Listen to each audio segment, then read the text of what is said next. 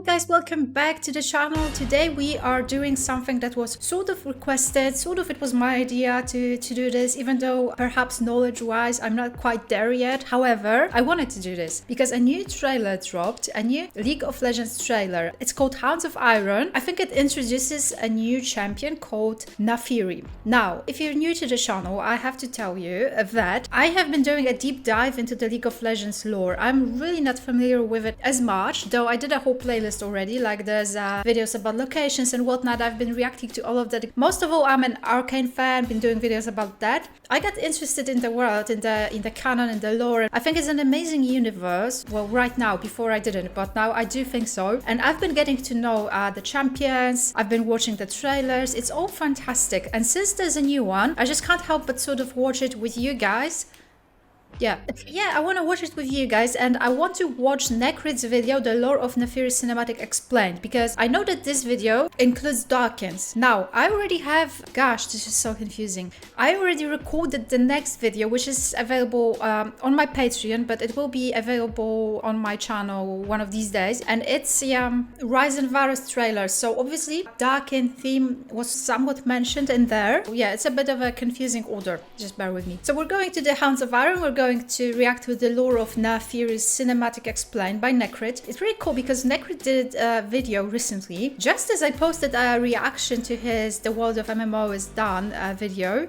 Very soon afterwards, he did a video about reacting to his videos, and it was very nice. He even did like a screen capture, and you could see my video in there. Pretty nice that he did that. He also said that he doesn't mind reacting to his content. That's why I feel like blessed, and I know that I can do this. And it's going to help me understand a bit more about Dawkins. I know that they're cursed, half gods or something. I'm not really quite there yet, so please be patient. Then we're going to see the short gameplay trailer, and that's about it. I'm gonna try and edit this as fast as possible and post this because it's so fresh. I know that it might be something exciting for you to watch, so oh my god.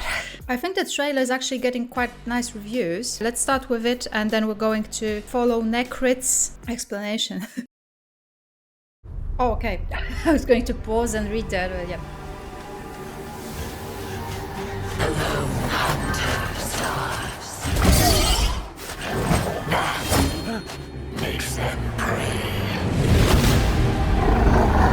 Oh!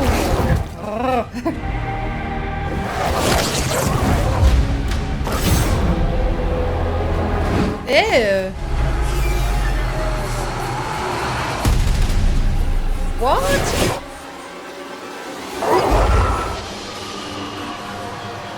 Oh shit!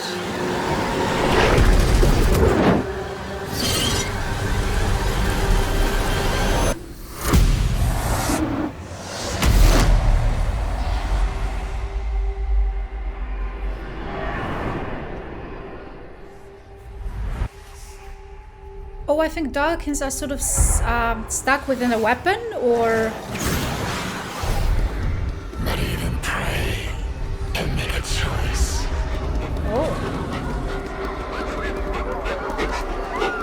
Either give up or give chase.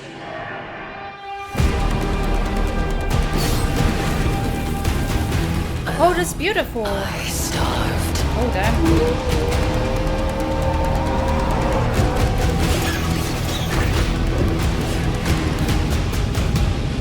Oh, the music.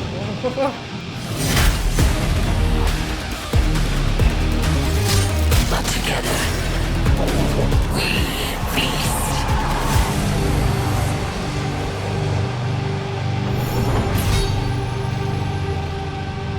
What? Huh. As always, that was pretty confusing. That was pretty confusing. Maybe even more confusing than usual, because usual I have like people helping me out with the League of Legends content. I have materials that I can read beforehand, so I can find out more about it, and I understand a bit more of what I'm seeing. This, I'm getting the sense that not everyone knows what is going on. What is this? But there's a new champion. It's just nice to be a part of it, even though I'm not really part of it at all. So yeah, Necrit to help. That's gonna be pretty great to understand what I saw, though as always their creative style is just lovely. It sort of reminded me of like early 90s, maybe late 80s animations, old type of a style. I just got the 90s old. Let's understand a bit more. I really like watching Necrit's videos, so there's that. It's been a while since we got a good League of Legends cinematic. It's been a while since we got a League of Legends cinematic. Riot is arguably at their best when they are dealing with creepy stuff. Be it stories about the Volibear, cinematics about fiddlesticks, or even dealing with horrifying blood magic. So I'm happy to see that Naafiri fits right in. And today, I'm gonna show you all the creepy details you most likely didn't even notice in her cinematic. Yeah, it was pretty creepy. I explain these for all the people who have no idea what League's lore is about. So let me give you a quick TLDR on who Naafiri even is. Yeah. Long time ago, there was the Shuriman Empire right in the middle of the deserts. I know that. This Shuriman Empire had access to the Sun Disk, which is a giant floating structure that can reflect celestial magic. And the Shurimans use this Sun Disk to reflect the cosmic powers into their strongest soldiers and turn them into the Ascended. They've been doing this for a while, and at the end they ended up with a giant golden army of super soldiers. Years passed, the Empire started conquering everything else around them, Oh, such a until Mufasa. they encountered the kingdom of Icathia. During this Icathian war, the Icathians knew their chances of survival were very small, which is why they called upon the Void to help them. The thing is, the Void is not something you even want to stand close to. It doesn't sound like the best idea. When they started fighting the Void, their minds started getting corrupted, they started going a little bit mad, then their Emperor died and they started going a little bit more mad, and then one of these super soldiers had an idea to invent blood magic. And of course, with all the madness, this blood magic became popular, and TLDR, everyone is a creepy bloody Darkin. The Darkin then started going even more mad, they started lusting for power, and so they just started killing everything. Until one being from the celestial heavens decided, maybe we should take care of the planet. And so, the celestial known as the Aspect of Twilight came down on the planet and sealed all the Darkin inside weapons. And Oh yeah, I knew that. Naafiri right here just happened to be sealed inside a dagger. I skipped a lot of details, but that's the most basic TLDR of who Naafiri even is. A former Shuriman super soldier who went crazy got turned into a Darkin with the blood magic, and then she got sealed inside a dagger by a celestial god. Alright. That's all you really need to know. So now, without further ado, let's have a look at Naafiri's cinematic. I'm gonna assume you have already watched it, so we're gonna go frame by frame and we're gonna explain every single detail you can find here. And believe me, there is a lot. Oh. Right at the beginning of the cinematic, where it introduces the dunes of Shurima, we can already point out one cool Easter egg. Here, you can see a horse. As far as we know, Shurima doesn't really have a lot of native horses. In fact, we don't know if Shurima has any horses at all, because these lands have a lot of other kinds of beasts that people ride on. It is most likely that these Shuriman horses actually come from Noxus. If you have a look at the Piltover Medarda map, you can find a place in Noxus where they breed horses that are specifically lightweight, so that they can take them to Shurima, where the horses won't sink into the desert. Did I hear Medarda? That this horse is actually Noxian. Anyway, moving on, then the cinematic introduces the Tomb Raider. And this character actually has a bit of a story of his own. It is someone who delved into one of the Shuriman tombs, where he picked up the Darkin dagger, Naafiri, but you can see that the dagger is carefully wrapped in cloth. Because should any living being touch a Darkin weapon, the Darkin would immediately start taking over their body. Which of course means that you pretty much just die as the Darkin dominates your soul. You can actually see that for a brief moment the cinematic actually fakes the Tomb Raider pulling out the dagger to defend themselves, but instead it is faked into pulling out their sword. We then get a shot of the Hounds, who were confirmed to be the Shuriman Dune Hounds, a species we have technically not canonically seen yet. And of course, as any starving beast in the dunes would, the Hounds tore the Tomb Raider and the horse to shreds. At least we know that's what happened from the description, but of course, the cinematic won't show that. The most important part is, the dogs picked up the dagger. And from that point on, the cinematic goes into these nightmarish flashbacks, that not only tell you the story of Naafiri, but it also tells you the story of how Naafiri took over the dogs' bodies. It begins with this shot of the dagger falling down into a chasm full of reaching bloody hands and animal limbs. A dog You might Darkin. recognize this because this is a direct reference to Varys' cinematic. There you could also see all I the watched lost that. souls reaching for the Darkin. I'll It is post hard it to this grasp weekend. the exact meaning of this scene, but it is most likely showing you all the souls lost to the blood magic of the Darkin. Because at the end of the day, the reason why the Darkin look so horrifying is because it is mostly flesh grafted onto their own bodies. For a brief moment there is a scene where the dagger just falls into the pit, but a few frames later it blends into the eye of one of the hounds. At the end of the cinematic you may notice that this is actually part of Naafiri's design. The pack leader actually has the dagger infused into their skull. You then have the nightmarish scene that reveals you just a single eye, which splits into two eyes, which is exactly how cells work, and then it duplicates into dozens of eyes. Oh, the biology of a Even though Darkin. only a single dog picked up the dagger, the Darkin blood magic was able to take over the entire pack. And as There. the dagger falls further down, besides just human limbs, you start seeing humanoid hound limbs. We then get a quick flash of this scene. This, of course, is the giant Icathian void rift, which Of is course. referencing the fact that the Darkin essentially came to be because of the void. That is the corruption that made them go insane in the first place. Then for a few seconds you can actually see a human hand reaching out from the dagger before Ow. it gets pulled back in. This is actually the hand of Naafiri herself. This is Naafiri back when she was still a human, and it is showing you how she is desperately trying to escape the prison of the weapon. Oh, As it fails shit. to escape, it shows you the hounds, which teases the fact that these hounds are her only way to escape. After this, we get this flashback. This actually shows us the Icathian War. This is the moment the Golden Shuriman armies walked onto the kingdom of Icathia. It is when the Icathians summoned the Void, and again, that is when the Darkin came to be. After This this is flashback, yet again, there's amazing. another scene where the hand is trying to reach out. But you can And see that now creepy. it has sharp claws. This is clever because while the previous hand was just human Naafiri, after it flashed the Icathian War, the next step would be her Darkin form. So this is actually her Darkin hand. Then it quickly flashes into a humanoid form inside an eye, and you can see the hounds reaching for it. Of course, this is just foreshadowing what is going to happen. After this, the dagger spirals into more madness. You Oh, can this see a looks glowing like eye open cubism, at the like bottom of the Picasso. pit. Because of course, Naafiri's entire theme is around eyes. And then there is this cool shot of the Shuriman sun disk, the symbol of all the golden god warriors. But it is covering the sun as it is turning red. Because of course, all the glorious soldiers were turned into the Darkin. After which, the cinematic turns full Darkin mode. And you start seeing dozens of eyes, teeth and arms everywhere. For a split of a second, they also flash this crumbling statue. This is actually very clever, because since it seems like this entire cinematic is actually just showing you the timeline of the Darkin, and even focusing on showing you the different hands of Naafiri as she transformed, that means that the next step would be the death of Azir. That was the final nail in the Darkin madness coffin. So this is most likely a fallen statue of Azir, because after he died, the Darkin were left without a leader, and they all started going power hungry.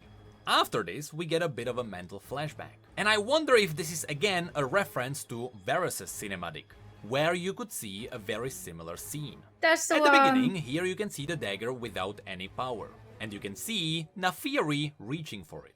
This might actually be a flashback from the scene where she got sealed inside her dagger. But then it immediately transitions into a nightmare where she is being chased by the hounds. This is because Naafiri didn't really want to be turned into a hound. To be fair, out of all the Darkin bodies that the other Darkin got, be it strong soldiers or even giant magical trees, a hound is not the most desirable one. And you can see as Naafiri starts running away from the hounds, in the shadow you can actually see Naafiri's Darkin body.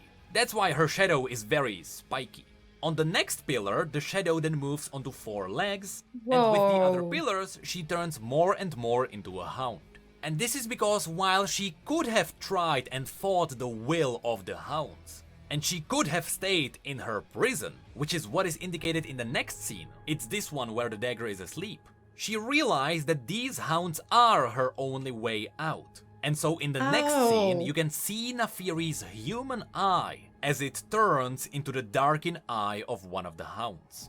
Because that's the moment she gave in to the will of the pack. And even in the reflection of the dagger, you can see her hound form, which is followed by the dagger opening its eye and shattering as it becomes part of her body. In the next flashback, it seems like you can see the aftermath of the Icathian War. That's but if you look lovely. into the background, you can actually for see them, the but- exact same Shreeman mountain from the beginning of the cinematic. So it Oh. shows you that this is the place where Naafiri became one of the hounds. Which of course makes sense because that's where the hounds picked up the dagger. And as the camera moves around, it is hinted even more that this is the aftermath of the Icathian War, because it Good. seems like you can see the ascended weapons lying around. And of course, in case you missed it, you can see a reflection of one of the dogs inside one of these weapons. Then there is the scene where one of the Dune hounds just gets absolutely annihilated by the other dogs, which is meant to show you that Naafiri's corruption of the blood magic can spread to other bodies as well. So while normally the other Darkin are focusing on taking over a single body, Naafiri can take over multiple bodies by spreading around. Holy In fact, in the shit. death post, it was teased that this is her entire idea. In all the madness, she wants to spread the Darkin corruption around the world. So you can play After multiple this, you can see this champions. corruption morphing around until the pack leader comes out, and she bites into the sun. But for a single frame, the sun turns into the Shuriman sun disk, which not only teases how she came from the Shuriman Empire, but also how she now wants to annihilate it all with the darkened blood magic. This is honestly my favorite scene. Then there is an artistic cave in the shape of an eye, with the hounds happily living inside it, until it turns Happily. purple, once again teasing the voidy corruption. Then there is a zoom in on the pack, which is our first teaser of Naafiri herself in her hound form. Then there is a quick flash of the sun disk, which then flips upside down, which correlates to what happened to Naafiri here. And then literally for 5 frames you can see the eyes meld back together, as the hive mind of dogs focuses on the pack leader, which is Naafiri. And here you can see what I pointed out earlier. You can see how the dagger is now fused into her skull. And of course, then the scene goes heavy metal, which concludes this cinematic. Honestly, this was such a good one. It's been a while since I've seen this kinda hype around League of Legends. To be fair, the past few champions were good, but none of them really hit the spot. Oh, that's It could sad. be just me, but again, I For believe you. that Riot is at its best when they are dealing with creepy stuff. And again, it seems like this is definitely proving it.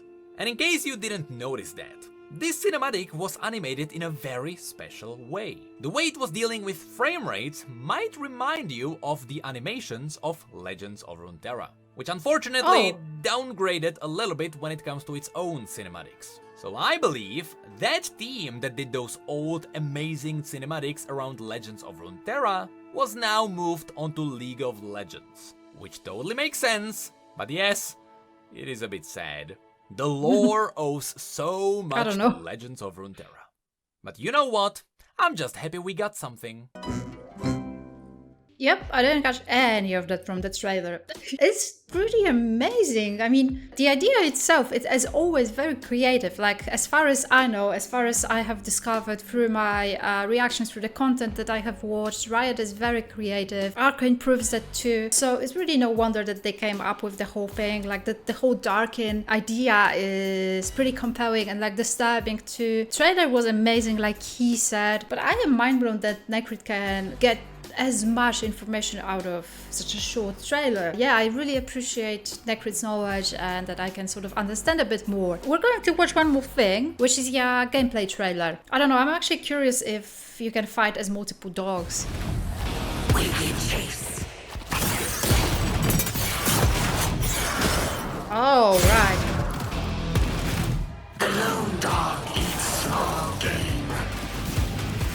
doesn't seem as scary now. Let us expand our feeding grounds.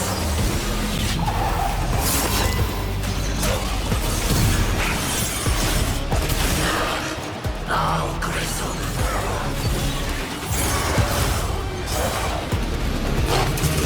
Multiple dots.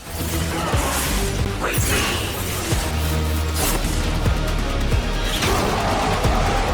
Ah.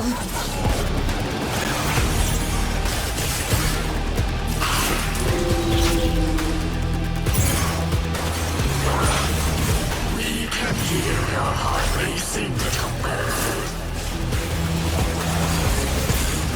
Was that Jace? Whoa. Prepare you to run.